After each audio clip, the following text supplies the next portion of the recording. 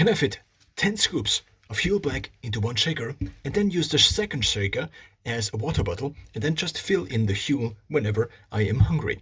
This way you don't have to pre-make the fuel, and you can then, at the end of the day, if you didn't have that much hunger, if you weren't that hungry, just still continue to use this as a water bottle and refill this here.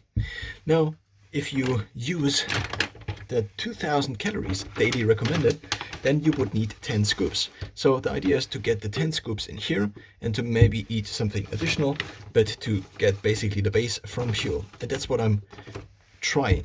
So now I already tested that you can get 8 scoops of fuel up until basically the screwing mechanism. And up from there, you then need something additional, an additional trick. So that I think is 7, but I probably either miscounted the previous attempt or this attempt.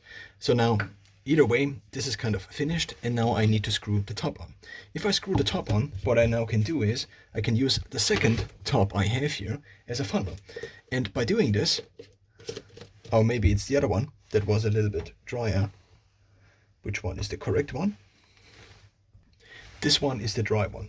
So now I clean this up a little bit. And now, of course, if you have a proper funnel, this would be easier, but I don't. So now I have to use the second fuel shaker I have here as a funnel for the first one, at least the top here. And now I will get this in and now shake a little bit. And it doesn't work as I hoped it would. At least not as well. Maybe if I use my hand kind of as a bridge between those two, but then stuff might get out.